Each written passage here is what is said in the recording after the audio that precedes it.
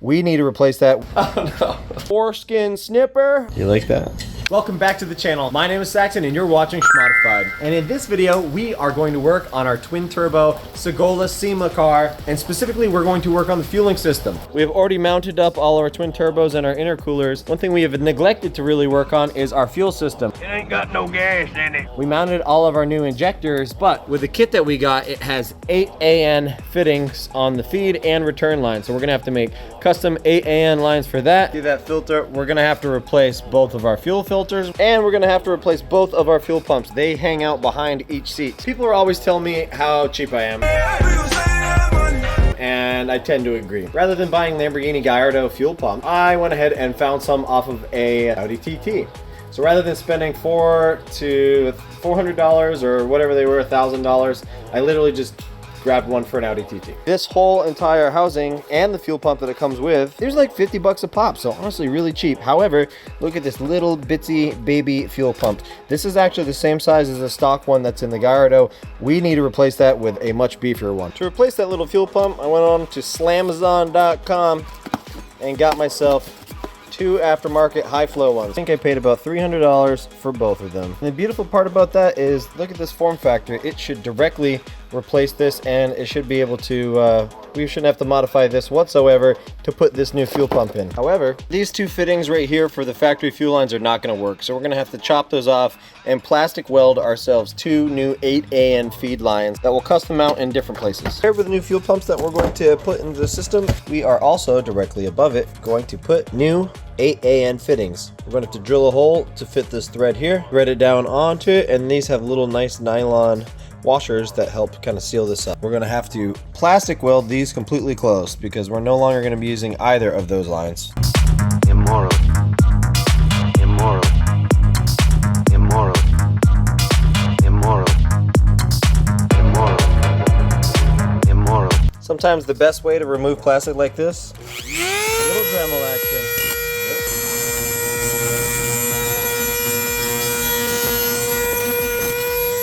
Beautiful. Funny enough, the way that we're going to plug those holes is to use one of these little plastic welders that you can get from Harbor Freight for like $20. The main one that we're going to plug is this guy over here that looks pretty ugly on the back.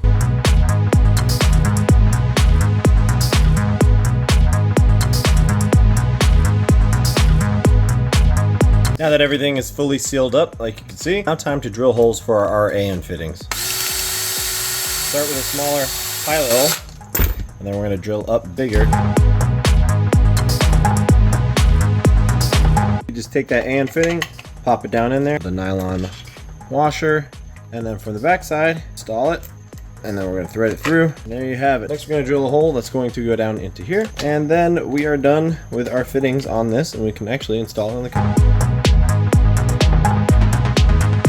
Now that both of our AN fittings are on there, we're going to install our feed line, and then we're going to try to plumb our drain. We're going to go ahead and try to reuse this stretchy boy, but if not, we'll just run a new one.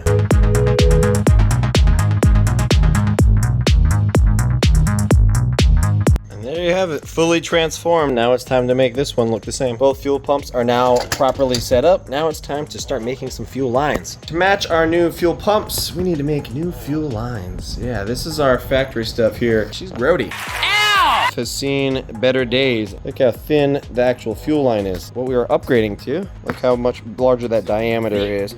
Thick old boy! This is 8 AN PTFE line. This is going to allow much more fuel from our pumps to our fuel rail and back. Now we have to make custom lines out of this stuff. You can get all this on Amazon. It's really not bad at all. I paid 50 bucks for 20 feet of line and all these fittings in here. So the fuel feed goes in this side of the fuel rail. Notice how they welded on 8 AN bungs. And then the fuel drain will come from this side and from this side into a fuel pressure regulator that will sit in between the 2 throttle bodies like this. On the bottom of the fuel pressure regulator is another line, and that will go straight underneath our intake manifold and tee off, send the fuel back into each fuel tank. We got this foreskin snipper off Amazon too. Get over here, Nico. Oh! With the foreskin eliminator 5000, all you need to do is put it around wherever you're gonna cut. Yeah! And then you dent your Lamborghini. Now you're going to do so much body work because of that. You like that? That is He's scratchy. not a trained professional, people. This is not in a trained facility. It's trained. Look at that great cut. You have this fitting that you fit on the end. This goes on the end of the nylon piece, and this obviously we screw down on. You can get some of these clamp inserts that are specifically for AN lines that makes your life a little easier. And the nice part about straight AN lines is that you can actually just use a socket and it'll slip over the edge here. Slip on over, and typically you don't mar it up that way at all. So good. And that's how it will look when it's finished. And now you can screw it right into whatever AN fuel line you got, just like that. We're gonna need to screw it in this end, and this is more or less where it's going to mount. What this does is the drain for both of these fuel rails here goes to a single regulator, and you adjust this knob on top. That allows us to adjust how much fuel pressure the system holds by letting out some of that fuel back down through here into both tanks. This one's going to be a pain in the butt because it's super tight back there, and trying to fit all those AN lines out the back of the engine is going to be difficult. And then we're going to run those nice AN fittings to the drain here, this one. I took a little piece of aluminum and I came off of the throttle body here, and that way it holds this guy on nice and tight, and that way it doesn't rest on this piece and rattle. That way we can actually check this out, and hopefully we get some decent fuel pressure. It is now finally time to go do our feed lines. If you look at our fuel rail right here, on this end of the fuel rail, that is our feed line. So we need to replace these guys here, and with the feed line replacement, we are also replacing the fuel filter. Thank God for Jeff Bezos. You can get filters like this for about 20 bucks a pop, and they come with AN fittings already. So we're gonna slap some, so these 8 AN fittings are gonna mount directly to those lines that we already run. So that's nice and easy. Now we're gonna take those new fuel filters and put them where the old ones are. First thing we need to do is remove both of the old fuel filters so we can get those lines detached.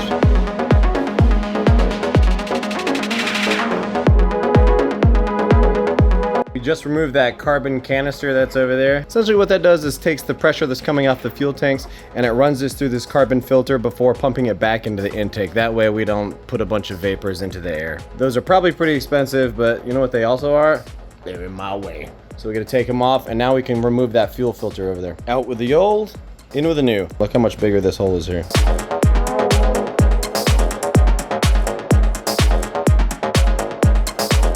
And now we have the feed line pulled through. We did the old duct tape trick where you tape the old line, this dirty ugly thing, to your new line, and then you pull it through. Now we can attach our new AN fuel filter over here and then run the line from this end here over to our feed. I mounted the fuel pressure sensor on this end, and we're gonna slide that bad boy in. And then I took a little bit of padding on the outside to make sure that this doesn't vibrate too much.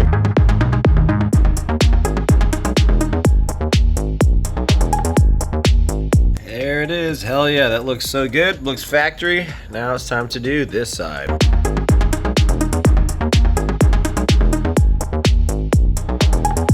Now that all the fuel lines have been properly created and ran in the engine bay, there's one more thing left to do before we're done with fuel. We have to finish these lines by adding 90-degree couplers on either end of our send and receive for both fuel pumps, and then we are done.